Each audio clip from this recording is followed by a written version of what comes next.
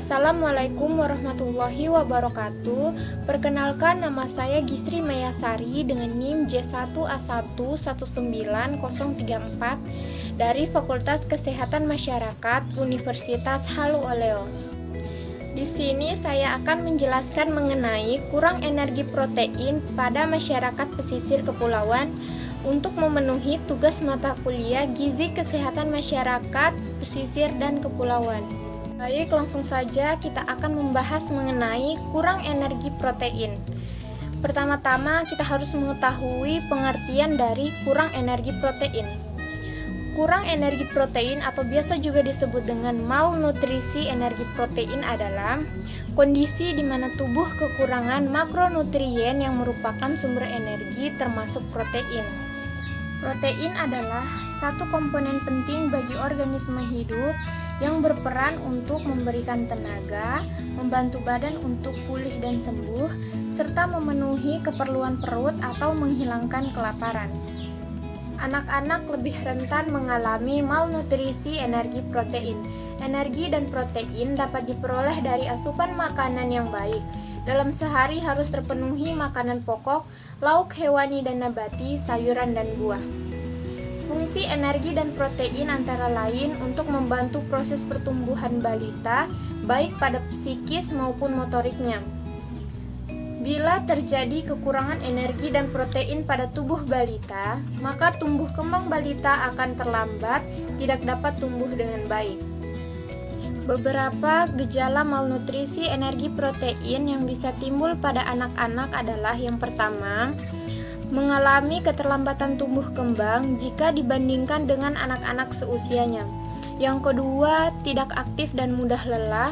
Yang ketiga, lebih rewel. Yang keempat, rentan terkena penyakit termasuk penyakit infeksi. Seperti inilah beberapa perbedaan dari berat badan ideal, normal, yang mengalami kwashiorkor dan yang mengalami marasmus. Tipe malnutrisi energi protein. Malnutrisi energi protein yang sering terjadi terdapat 3 jenis, yaitu marasmus, kwashiorkor, dan gabungan antara keduanya. Meski sama-sama kondisi kurang energi protein, ketiga jenis malnutrisi tersebut memiliki beberapa perbedaan. Yang pertama, marasmus.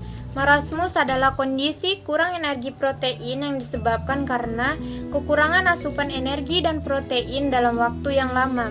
Agar tahu lebih jelas, marasmus ditandai dengan ciri-ciri sebagai berikut. Yang pertama, sangat kurus hingga tulang-tulang tampak menonjol. Yang kedua, dehidrasi. Yang ketiga, mengalami diare kronis. Yang keempat, perut tampak menyusut hingga tulang rusuk terlihat. Yang kelima, stunting atau pendek. Yang keenam, kulit kering. Yang ketujuh, rambut rapuh.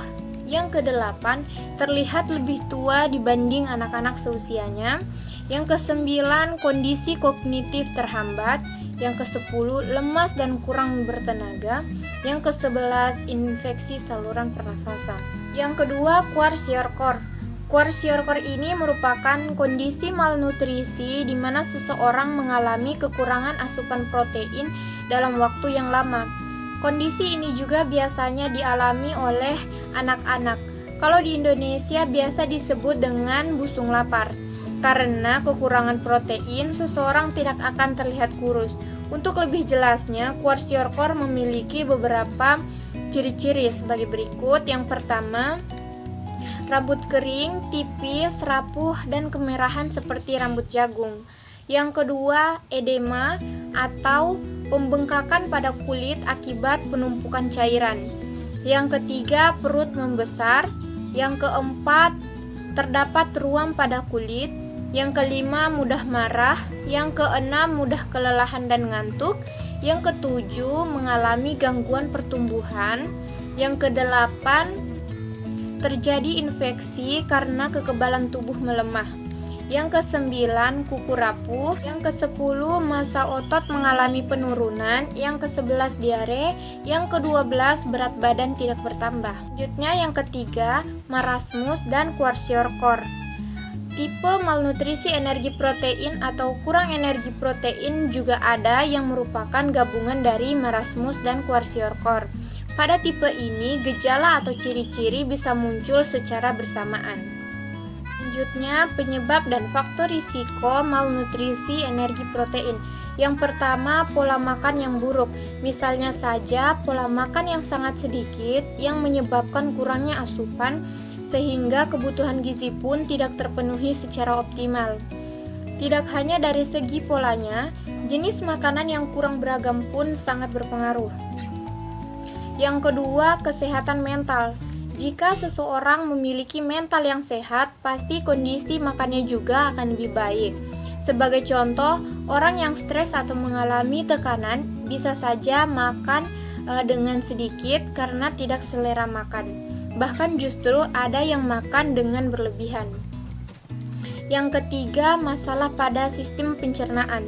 Jika seseorang bisa makan dengan baik, tetapi tubuhnya tidak memiliki kemampuan untuk mencerna dan menyerap zat gizi dengan baik, juga percuma. Gangguan pencernaan ini contohnya adalah sulitnya menelan makanan, rasa mual, dan bisa juga gangguan pada usus yang berfungsi melakukan penyerapan zat gizi. Yang keempat, tidak mengasup ASI dengan baik. Untuk anak-anak, bayi, dan balita, asupan ASI sangat berpengaruh pada tumbuh kembang serta kecukupan gizi. Anak yang diberi ASI eksklusif sejak lahir akan jarang mengalami malnutrisi dibandingkan yang tidak diberi ASI. Yang kelima, akses pada sumber pangan yang susah. Misalnya saja, untuk membeli makanan sehat harus menyeberang sungai atau lautan. Akibatnya, makanan yang akan dikonsumsi pun seadanya. Bisa saja makanan seadanya tersebut tidak mencukupi kebutuhan gizi, sehingga lama-kelamaan seseorang bisa mengalami malnutrisi. Kemiskinan atau kondisi ekonomi rendah. Bisa jadi juga malnutrisi terjadi karena kemiskinan.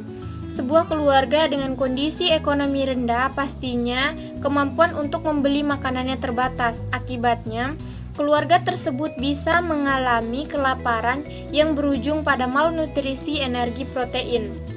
Rendahnya pengetahuan tentang gizi. Sebuah contoh, orang tua yang kurang mendapatkan edukasi tentang gizi, pengetahuannya pasti akan rendah. Hal ini sangat berpengaruh bagi pola asuhnya kepada anak-anaknya. Rendahnya pengetahuan gizi tentunya berkaitan dengan terjadinya malnutrisi. Selanjutnya, penyakit tertentu. Kondisi kesehatan juga sangat mempengaruhi terjadinya malnutrisi energi protein. Contohnya, pada orang sakit, kebutuhan gizi pastinya lebih banyak karena selain untuk mencukupi kebutuhan tubuh, juga digunakan untuk pemulihan dari penyakit tersebut. Orang yang kekurangan asupan makanan atau undernourished biasanya tidak mendapatkan vitamin dan mineral, terutama zat besi, seng, vitamin A, dan yodium. Makronutrien juga dapat terjadi karena kelebihan nutrisi, tanpa adanya asupan vitamin dan mineral secara cukup pada saat yang bersamaan. Selanjutnya, pencegahan malnutrisi energi protein. Untuk mencegah malnutrisi energi protein, ada beberapa langkah yang harus dilakukan, yaitu yang pertama, memastikan anak mendapatkan asupan makanan yang cukup dengan pola gizi sehat seimbang seperti mengandung karbohidrat, lemak, protein, vitamin, dan mineral. Yang kedua, memantau tumbuh kembang anak secara berkala. Yang ketiga, bila ada infeksi yang dialami, segera ke dokter untuk mendapatkan penanganan yang tepat. Yang terakhir, upaya penanggulangan masalah malnutrisi energi protein. Yang pertama, upaya pelacakan kasus melalui penimbangan bulanan di posyandu. Yang kedua, pemberian makanan tambahan, pemulihan bagi balita gizi buruk dengan lama pemberian 3 bulan. Yang ketiga, memberikan makanan pendamping ASI atau MPASI bagi balita keluarga miskin usia 6-12 bulan. Yang keempat, promosi makanan sehat dan bergizi. Yang kelima, pemberdayaan masyarakat menuju keluarga sadar gizi atau kadar gizi. Yang keenam, integrasi kegiatan lintas sektor dengan program penanggulangan kemiskinan dan ketahanan pangan. Baik, terima kasih. Mungkin itu saja dari saya. Kurang dan lebihnya mohon dimaafkan. Terima kasih sudah menonton. Wassalamualaikum warahmatullahi wabarakatuh.